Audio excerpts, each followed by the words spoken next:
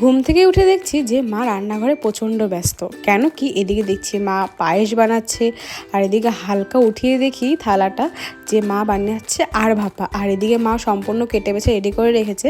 কেন কি আজকের দিনটা অনেকটাই স্পেশাল, কেননা আজকে আমার দিদির জন্মদিন।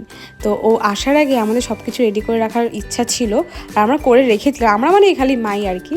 এদিকে আর ভাপাটা এত সুন্দর গন্ধ বেরাচ্ছিল, মজা লাগে এখন ভাতটা খেয়ে নিই। তো যাই হোক, এদিকে মার পায়েসটাও হয়ে আসছে, অল্প করে করেছিল কারণ বাঙালির নিয়ম পায়েস, আর আমরা সত্যি বলতে খুব একটা মিষ্টি জিনিস খেতে পছন্দ করি না। এদিকে মা কাতল মাছটা ধুয়ে বেছে রেখেছে, এটা করবে মা।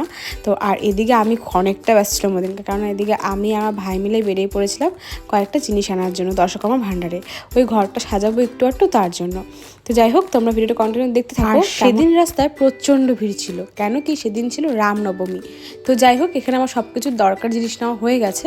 তো এদিক থেকে আমি বাড়ি চলে এসেছিলাম। Hello guys, welcome back to my channel Priyanka's lifestyle 555। তো যাই হোক, আজকের দিনটা একটু স্পেশাল, কারণ কি আজকে আমার দিদির জন্মদিন। তো দিদি আসতেছে দিয়ে দাভাই জলপাইগুড়ি থেকে। ওদিকে আমি নিজে যেটুকু পারি একটু সারপ্রাইজ দেওয়ার চেষ্টা করব। আমি এদিকে মা রান্না করছে, আর এদিকে আমি হালকা একটু ঘর সাজানোর চেষ্টা করবো। দেখি কতটা করে উঠতে পারি। ওরা ওখান থেকে রওনা দিয়ে দিছে, তো দেখি তাড়াতাড়ি করি কতটা কী করা যায়। তো তোমরা ভিডিওটা কন্টিনিউ দেখতে থাকো। একদমই অল্প সময়ের মধ্যে যতটা পারার চেষ্টা করেছি আমি। আর সত্যি বলতে ফ্যান অফ করে বেলুন ফুলিয়ে এতটা কিছু করার আমার পক্ষে সত্যি বলতে আমি ভীষণ আইলসা, আমার কাছে এটা বিশাল ব্যাপার। তো যাই হোক, এদিকে আমি ছোট্ট একটা কেক এনে রেডি রেখেছিলাম আগের দিন রাত্রি। আর প্রত্যেকবার জন্মদিন থেকে এবারটা এই জন্যই আলাদা, কেন কি প্রত্যেকবার আমি দিদি একসাথে থাকি, এবার অনেকটা দূরে ছিল দিদি আমার সাথে। এই কেকটা আমি ওকে প্রত্যেকবার রাত্রি 12টার দিয়ে কাটিয়ে ফেলি। তো যাই হোক, কথা বলতে দেখে দিদিও চলে আসছে এদিকে, দেখে দিদিও ব্লগ শুরু করেছে এদিকে। তো এদিকে আমিও ব্লগ করছি। তো এবার দেখবো কতটা খুশি হয়, দিয়ে কতটা খুশি করতে পারি ওকে আমি। এখনো আসছে, তোকে আমি বলছি এখন ঢুকবি না, এবারে পরে ঢুকবি।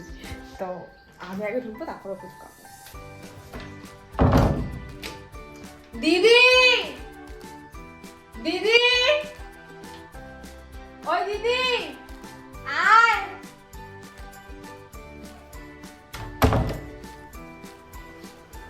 সব খুলে দিই।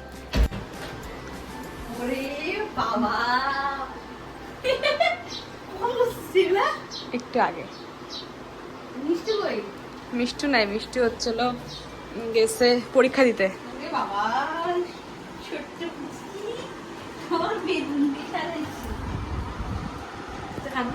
হ্যাঁ, কেকটা গলে যাচ্ছে, দাঁড়া, কেকটা গলে গেছে। চকলেটগুলো দেখবেন, চকলেটগুলো। দিদির বিয়ের পর এটা আমার কাছে বা দিদির কাছে প্রথম জন্মদিন দিদির। এই দিনটা আমার কাছে অনেক স্পেশাল, যে আমার দিদি হিসেবে আমার কাছে আসছে। তো আমি ওকে পায়ে সত্যি অনেকটা হ্যাপি, অনেকটা লাকি, বিশেষ করে লাকি আমি ওকে পায়ে। তো যাই হোক, এবার জন্মদিনে যতটা খুশি ছিলাম তার থেকে বেশি একটু মন খারাপ ছিল।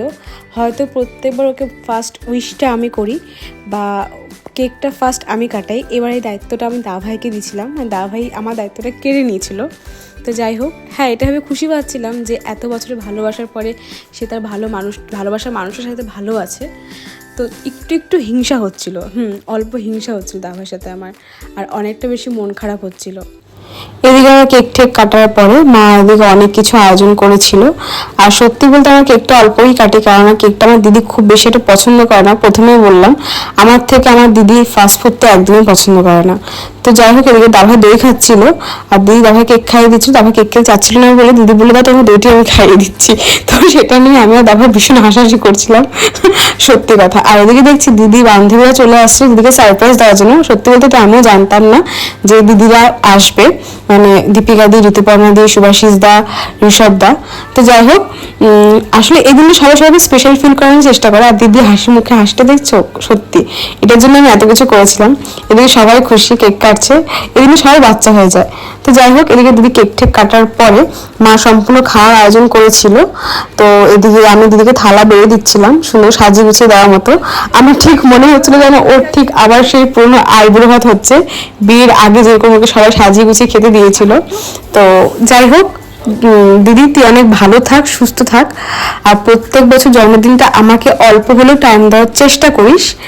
আর তোর জন্য অনেক ভালোবাসা। আর একবার হ্যাপি বার্থডে। আর বিকালে এখানে শুভঙ্কর দুজনে কেক এনেছিল, কেকটা হালকা কাটিং করে আমরা চলে গিয়েছিলাম খাওয়া দাওয়া করতে বাইরে, সেটা দাভাইয়ের তরফ থেকে ট্রিট ছিল একটা। তো যাই হোক, আর আমার কেক খেতে ভীষণ ভালো লাগে, আমার তো ভীষণ ভালো লাগে কেক খেতে। আর সত্যি বলতে দিদির বার্থডে আমার বার্থডে একদমই কাছাকাছি বলে আমাদের বাড়িতে ওই 1 সপ্তাহ 2 সপ্তাহ টানা ফ্রিজে কেক রয়ে যায়, সেই কেকটা হয়তো বেশিরভাগ আমি শেষ করি। তো যাই হোক, কেমন লাগলো অবশ্যই জানিয়ে, দেখা হচ্ছে নেক্সট ভিডিও।